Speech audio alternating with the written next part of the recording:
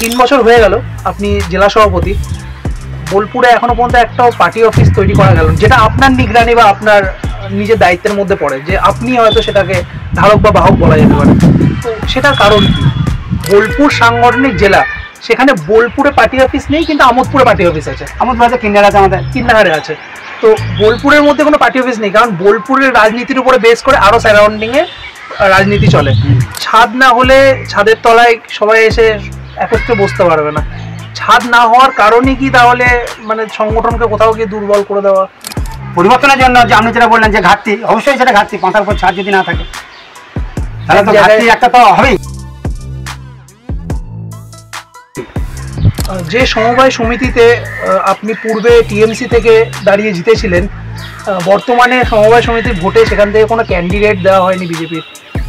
সেই জন্য সেই সময় আমি ওখান থেকেই সিগন্যাল পেয়েছিলাম। সেই জন্য আমি সমাজের মানুষ যাতে উপকৃত হয় সেই জন্য ওই সময়ে আমি নির্বাচনে আমি জয়লাভ করেছিলাম এবং ফার্স্ট হয়েছিলাম। রিসেন্ট বোধহয় হাত নাকি ভেঙেছিল, পা ভেঙেছে, ওখানে খবর নিয়েছিলাম যে কেমন আছেন, কী হলো, বারবার আমার এরকম হচ্ছে কেন, এখন পা ভাঙছে। তো বিষয় হচ্ছে উনি তো মানে আমাদের ধারক বাহক বলতে হবে।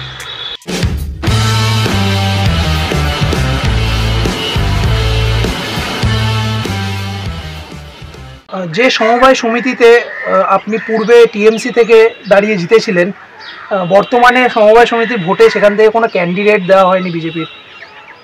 আমি যখন ওই ফেরুগ্রাম সমবায় সমিতিতে আমি যখন নির্বাচিত হই, এটা তৃণমূল নয়, আমরা জানেন যেগুলো বিদ্যালয় বা সমবায় এগুলা কোনো মানে রাজনৈতিক কালার থাকে না। আচ্ছা, এখানে তো নামের ভিত্তিতে ভোট হয়, কোনো সিম্বল থাকে না। আচ্ছা, আমি তখন সংঘের দায়িত্বে ছিলাম।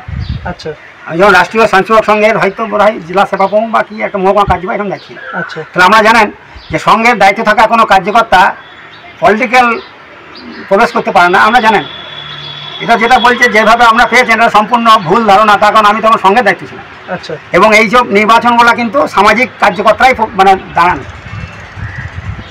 সেই জন্য সেই সময় আমি ওখান থেকেই সিগন্যাল পেয়েছিলাম। সেই জন্য আমি সমাজের মানুষ যাতে উপকৃত হয় সেই জন্য ওই সময়ে আমি নির্বাচনে আমি জয়লাভ করেছিলাম এবং ফার্স্ট হয়েছিলাম। ওখানে সমস্ত মানুষ 10টা গ্রাম নিয়ে ওই সমিতি আমাকে, আমি সব থেকে প্রথম ফার্স্ট হয়েছিলাম ভোটে, আমাকে সবাই আমাকে নির্বাচিত করেছিল।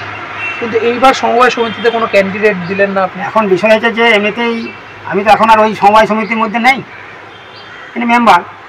এই জন্য এই বিষয়টা তো টোটালটা আমি দেখি না। এগুলো সামগ্রিকভাবে আমাকে তখন প্রজেক্ট করেছিল, তখন আমি করেছিলাম। আচ্ছা, ব্যক্তিগতভাবে আমি তো ওই ওখানে প্রবেশ করি নাই। এটাও জানবেন, আমাকে বলা হয় জেলা সভাপতি কখনো গিয়ে পঞ্চায়েত সদস্য হিসেবে দাঁড়ায় নির্বাচিত হয়। জেলা সভাপতি দেখেছেন, একমাত্র দুধমান মণ্ডলকে দেখবেন, আর আমি তো ব্যাপার যে কি আমি যখন নমিনেশন করতে যাই তখন ওই গ্রামে মানে এখন জানেন আমাদের নানুর বড়োকে নমিনেশন করতে ভয় পেয়েছে এবং উদ্যোগ নিয়ে যারা করেছিল। তো যখন দেখলাম আমার ফেরুগ্রামে ভোটার লিস্টে নাম, আর ফেরুগ্রামে আর এমনিতেই দাঁড়াইলেই জয়লাভ করবে, মানুষ ভোট দেবে, তখন আমি কিন্তু সমস্ত কিছু বিবেচনা না করেই কিন্তু আমি আমার নাম আছে বলে আমি ওখানে নমিনেশন করলাম। এবং তার পরিপ্রেক্ষিতে জানেন আমার গাড়ি ভাঙছিল, আমাকে প্রাণে মেরে দেওয়ার যে বিষয় প্রকাশ তৃণমূল পার্টি অফিসের সামনে না নিলে, তারপরেও আমি জানি না মানুষ আমাকে ভোট দিয়ে জয়লাভ হয়েছে। তারপরেই মনে হয় আপনি সিকিউরিটি পেয়েছেন। তারপরে আমি সিকিউরিটি পেয়েছিলাম 2023-এ পঞ্চায়েত নির্বাচনের ওই সময়। দুধকুমারদার সাথে আপনার সম্পর্ক কেমন? আমার সঙ্গে তো বললাম দুধদাতাকে আমি তো আমরা যখন সঙ্গে প্রবেশ করি তখন ওনার হাত ধরি, তখন উনি ওনার নেতৃত্বেই আমরা সঙ্গে কাজ করছিলাম। তারপর আবার ওনার সভাপতিতেই আমি আমার বিজেপিতে প্রবেশ করি। তার মানে আমার সাথে সম্পর্ক ভালো বলেই তো এই যোগগুলো আছে। তাহলে কোনো কিছু অ্যাডভাইস দরকার পড়লে বা কিছু প্রয়োজন মনে হলে দুধকুমারদার কাছে যান আপনি? আমি তো এমনি সমস্ত ব্যাপারেই আমি এমনিতেই ওনার সাথে আলোচনা করি, তো আমি যাই, ওখানে গেলেই ওনার বাড়ি যাই। আচ্ছা, আমি যদি ওই এলাকায় যাই তো ওনার বাড়িতে যাই। ওনার রিসেন্ট বোধহয় হাত নাকি ভেঙেছিল, পা ভেঙেছে, ওখানে খবর নিয়েছিলাম যে কেমন আছেন, কী হলো, বারবার আমার এরকম হচ্ছে কেন, এখন পা ভাঙছে। তো বিষয় হচ্ছে উনি তো মানে আমাদের ধারক বাহক বলতে হবে। দুধকুমারদা স্মরণীয় ব্যক্তি, শ্রদ্ধেয় ব্যক্তি, সংঘের দিক থেকেও আমাদের পথপ্রদর্শক, রাজনীতির দিকেও ওনার হাত ধরেই আমরা প্রবেশ করেছি। এই জন্য উনি তো একজন সজ্জন ব্যক্তি। শ্যামাদাকে কীভাবে দেখেন আপনি? শ্যামাদাও তো রাজ্য নেতৃত্ব, এবং উনি যখন এই অখণ্ড বীরভূম জেলার সাধারণ সংগঠন সম্পাদক ছিলেন তখন আমরা সঙ্গের সাথে যুক্ত ছিলাম। ওনাকে আমি শ্রদ্ধা করি। আপনার সাথে আন্ডারস্ট্যান্ডিং বন্ডিং কেমন? এমনিতে আমি তো রাজনীতি বিশেষ প্রয়োজন হলে আলোচনা করি, আর এমনি ব্যক্তিগতভাবে আমি শ্রদ্ধা করি, সম্মান করি। কথাবার্তা হয়? হ্যাঁ, আমার এমনি যে কোনো বিষয়ে আমার সঙ্গে ফোন করি। 3 বছর হয়ে গেল আপনি জেলা সভাপতি, বোলপুরে এখনো পর্যন্ত একটাও পার্টি অফিস তৈরি করা গেল না, যেটা আপনার নিগরানি বা আপনার নিজের দায়িত্বের মধ্যে পড়ে, যে আপনি হয়তো সেটাকে ধারক বা বাহক বলা যেতে পারে। তো সেটার কারণ কি? একদম আমরা জানবেন, আমি যখন সভাপতি হই তখন বারবার অনেক ঘর দেখি, অনেক তো অনেক যারা যারা বাড়ি ভাড়া দেয় অনেক থাকে না, তাদের কী বলে একটা, যারা ওইসব ব্যবসা। তো আমি অনেক যোগাযোগ করেছি বোলপুরের A to Z। আপনি যদি বোলপুরের A to Z কার্যকর্তাকে বলেন, আমি সবাইকেই বলেছি যে একটা অফিস দেখে দেন, এবং আমরা ঠিকও করেছিলাম। যখন শুনছে যে ভারতীয় জনতা পার্টি সভাপতি ছুটবে, তখন এই ক্যান্সেল। এটা রাজ্য নেতৃত্ব জানে, বোলপুরের সমস্ত কার্যকর্তাই জানে যে আমি এটা পাইনি। মানে আমার তো ওখানে এমনিতেই বাড়ি যারা আছে তারা দিতে চেয়েছে, যখন ভেবেছে যে সভাপতি বীরভূম জেলার, বোলপুর জেলা সভাপতি, তখন কিন্তু এটা কিন্তু মানে আমাকে দেয়নি। দেখুন, এখানে জাস্ট নর্মালি আমি একটা জিনিস আপনার সাথে আলোচনা করতে চাই, যে বোলপুর সাংগঠনিক জেলা, সেখানে বোলপুরে পার্টি অফিস নেই, কিন্তু আমোদপুরে পার্টি অফিস আছে। আমোদপুর আছে, কিন্নার আছে, আমাদের কিন্নাহারে আছে। তো বোলপুরের মধ্যে কোনো পার্টি অফিস নেই, কারণ বোলপুরের রাজনীতির উপরে বেস করে আরও সারাউন্ডিংয়ে রাজনীতি চলে। এবার অনেকেই অ্যালিগেশন দিয়েছে যে আমরা আপনাকে নাকি জানিয়েছিল যে কোনো প্রপার্টির জন্য, জায়গার জন্য, বা জায়গা আপনাকে দেখানো হয়েছে, কিন্তু আপনি আর কোনো ইনিশিয়েটিভ নেননি। আপনি খবর নেবেন, মেঘদূতদের কাছে খবর নেবেন, বিকাশ দা বা শ্যামাদাও জানান। তো আমাদের কাছারি পটিতে যেটা ছিল ওইটা তো শ্যামাদাই দেখেছিল। তো এই যে বিষয়গুলো আমরা দেখেছি, কিন্তু আপনি জানেন যে এমনিতে আমার কাছে আপনারা টাইম নিয়েছেন, ডেট নিয়েছেন, তারপরে এসছেন। তো আমাদেরকে রাজ্য দেখতে বলে, অ্যাপ্রুভাল দেবে রাজ্য। আপনি খবর নিয়ে দেখবেন, অ্যাপ্রুভাল রাজ্য না দিলে তো ধরুন আমি করতে পারি না।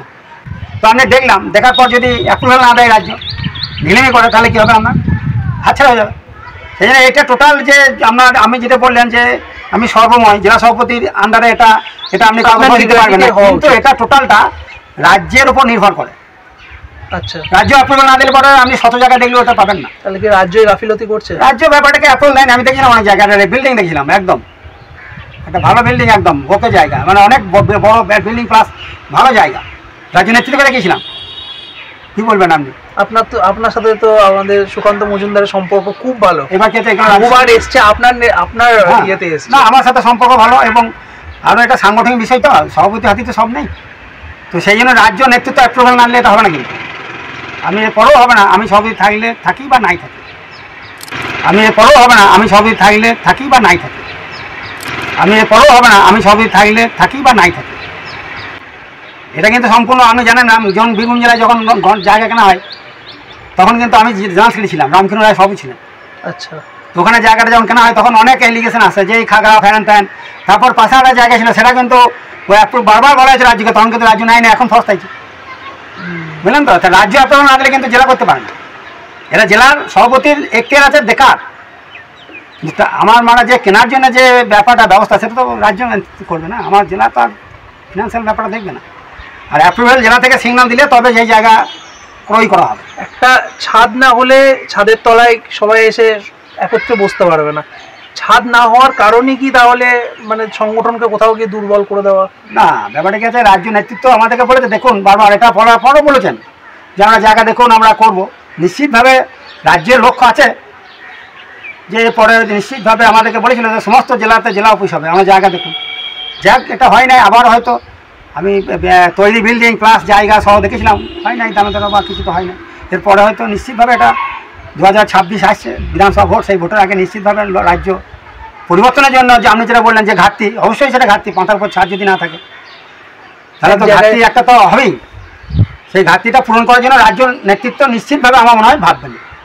এটার জন্য পরবর্তী কি ইনিশিয়েটিভ নেওয়া উচিত, আপনার হোক বা কার্যকর্তার হোক বা সাংগঠনিক জেলা আরও যারা দায়িত্বে আছে, তাদের কি ইনিশিয়েটিভ নেওয়া উচিত এর জন্য? আমরা এটা আমার দায়িত্ব যাই হোক না কেন, আমিও ব্যক্তিগতভাবে বা সামগ্রিকভাবে যাতে বোলপুর যে নগর মণ্ডলের মধ্যে আমাদের যে বোলপুর যে জেলা, সেই জেলায় যেন একটা স্থায়ী পার্টি অফিস হয়, তার জন্য জায়গা ক্রয় করার জন্য আমি বা আমার সাংগঠনিক যারা আছেন ঊর্ধ্বতন কার্যকর্তা নিয়ে অবশ্যই এটা চেষ্টা করবো যাতে অবিলম্বে এই জায়গা ক্রয় করা হয়।